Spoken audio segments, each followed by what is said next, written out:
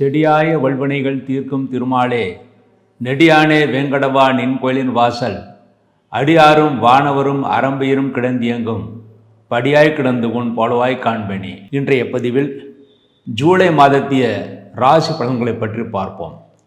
இந்த ஜூலை மாதம் என்பது ஆனி மாதம் பிற்பகுதியிலும் ஆடி மாதம் முற்பகுதியிலும் வருகிறது. இந்த ஜூலை மாதம் என்பது மிக மிக உத்தமமான மாதம் என்றால், இந்த ஜூலை மாதம் என்பது இந்த ஆங்கில மாதத்தின் நடுப்பகுதியில் வருகிறது.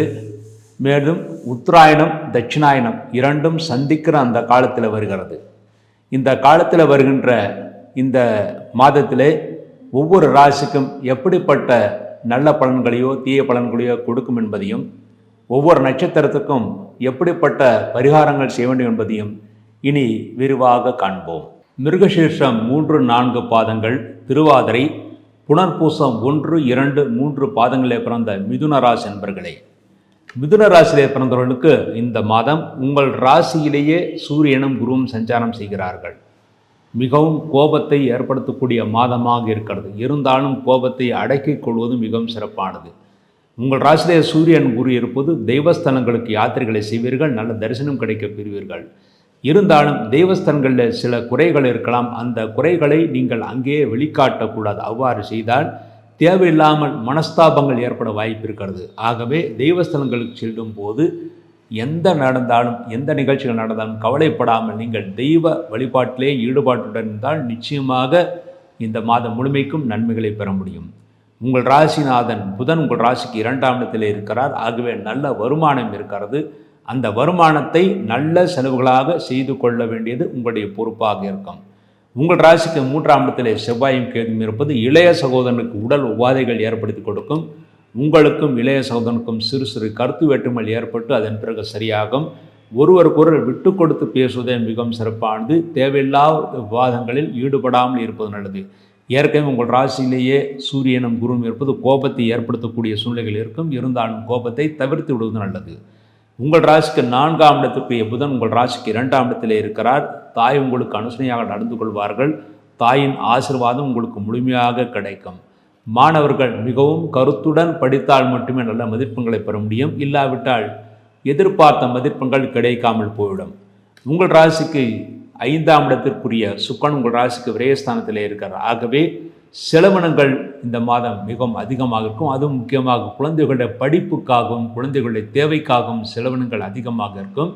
இருந்தாலும் சலிக்காமல் செய்யுங்கள். அதற்குரிய வருமானம் உங்களுக்கு நிச்சயமாக கிடைக்கும். உங்கள் ராசிக்கு 6ஆம் இடத்திற்குரிய செவ்வாய் உங்கள் ராசிக்கு 3ஆம் இடத்திலே இருக்கார். சில நேரம் தைரியமாக செயல்படுவீர்கள், சில நேரம் தைரியம் குறைந்து செயல்படுவீர்கள். ஆனால் தைரியமாக செயல்படுங்கள். எதிர்காலம் உங்களுக்கு சிறப்பாக இருக்கிறது. உங்கள் ராசிக்கு 7ஆம் இடத்திற்குரிய குருவான் உங்கள் ராசியிலேயே சஞ்சாரம் செய்கிறார். ஆகவே மனைவி உங்கள் மீது மிகுந்த அன்பை செலுத்துவார்கள். உங்களுக்குள் இருந்த கருத்து வேற்றுமைகள் குறைந்து ஓரளவு நிம்மதியை ஏற்படுத்தி கொடுக்கும். கணவன் மனைவிக்குள் நல்ல உறவுகள் ஏற்படுத்தி கொடுக்கும். உங்கள் ராசிக்கு அஷ்டமாதிபதியான சனிபான் உங்கள் ராசிக்கு 8ஆம் இடத்திலே இருக்கிறார், 10ஆம் இடத்திலே இருக்கிறார். 10ஆம் இடத்திலே அஷ்டமாதிபதி சனி பகவான் இருப்பதனால் தொழில்துறையிலே அலைச்சல் மிக அதிகமாக இருக்கும். எந்த காரியத்தை தொடங்கினாலும் சிறிது தாமதமாகத்தான் நடக்கும். தாமதமானாலும் வெற்றி நிச்சயம் உங்களுக்கு இருக்கிறது. ஏனென்றால் அஷ்டமாதிபதியும் சனி பகவான், பாக்கியாதிபதியும் சனி பகவான். ஆகவே உங்களுக்கு ஒரு நல்லது கெட்டது இரண்டுக்கும் அதிபதியாக சனி பகவான் இருப்பதனால் தொழில்துறையிலே தாமதம் ஏற்பட்டாலும் வெற்றி நிச்சயம் உங்களுக்காக கிடைக்கும் என்று எதிர்பார்க்கலாம். உங்கள் ராசிக்கு பாக்கியஸ்தானமான 9ஆம் இடத்தில் ராகுவான் இருப்பது தந்தையின் ஆரோக்கியத்தில் இருந்த குறைபாடுகளுக்கு நல்ல மருத்துவம் கிடைக்கும். தந்தைக்கும் உங்களுக்கும் சிறு சிறு கருத்து வேற்றுமையில் ஏற்பட்டு பிறகு சரியாகும். ஆனால் கருத்து வேற்றுமையில் கலந்து கொள்ளாமல் விட்டு கொடுத்து பேசுவது மிகவும் சிறப்பானது.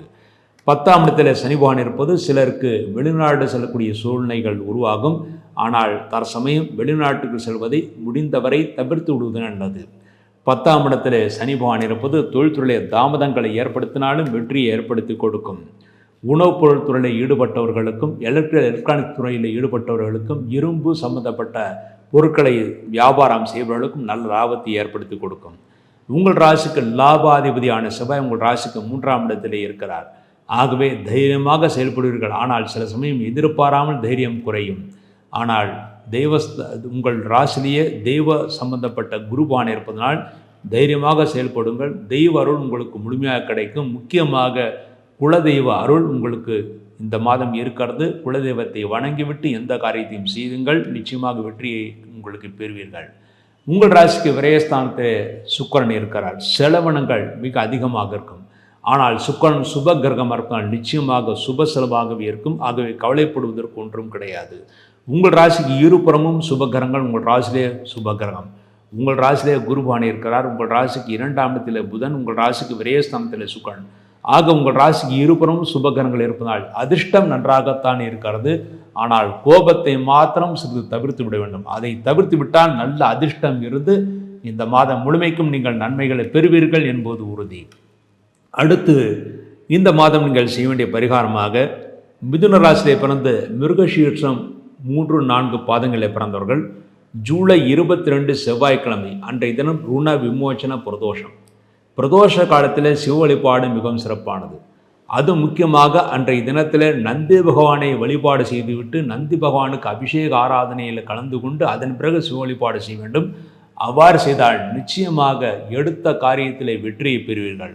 அது உங்களுடைய மிருகசீரிஷம் நட்சத்திரம் அன்றைய பிரதோஷ காலத்திலே வருவதனால் நிச்சயமாக சிவ வழிபாடு உங்களுக்கு உறுதுணையாக இருக்கும். உங்களுக்கு எப்படிப்பட்ட கடன் சுமைகள் இருந்தாலும் செவ்வாய்க்கிழமை பிரதோஷம் சேர்ந்தால் ருண விமோச்சன பிரதோஷம், அதாவது கடன் சுமையை தீர்க்கின்ற பிரதோஷம். அன்றைய தினம் பிரதோஷ காலத்திலே சிவபெருமானை வழிபாடு செய்துவிட்டு உங்கள் கையில் எந்த சிறு தொகை இருந்தாலும் அந்த தொகையை நீங்கள் கடன் அடைப்பதற்காக கொடுத்து விடுங்கள். நிச்சயமாக கடன் சுமைகள் தீர்ந்து விரைவில் நலம் பெறுவீர்கள். மீண்டும் கடன் வாங்கக்கூடிய சூழ்நிலைகள் உருவாகுது என்று உறுதியாக நம்பலாம். அடுத்து திருவாதிரை நட்சத்திரத்தில் பிறந்தவர்கள் ஜூலை 23 புதன்கிழமை அன்று மாத சிவராத்திரி. மாதம் சிவராத்திரி விரதம் இருப்பவர்கள் அன்றைய தினம் விரதம் இருக்க வேண்டும். மேலும் திருவாதிரையில் பிறந்தவர்களுக்கு சிவ வழிபாடு மிகவும் சிறப்பானது. அன்றைய தினம் சிவன் கோயிலுக்கு சென்று அபிஷேகங்கள் செய்ய வேண்டும். அவ்வாறு செய்தால் இந்த மாதம் மாத்திரமல்ல, அடுத்த மாதம் கூட உங்களுக்கு நன்மைகளை ஏற்படுத்தி கொடுக்கும். அடுத்து புனர்பூசம் 1, 2, 3 பாதங்களில் பிறந்தவர்களுக்கு ஜூலை 24 வியாழக்கிழமை அன்றைய தினம் சர்வ அமாவாசை பிண்ட பித்ரு.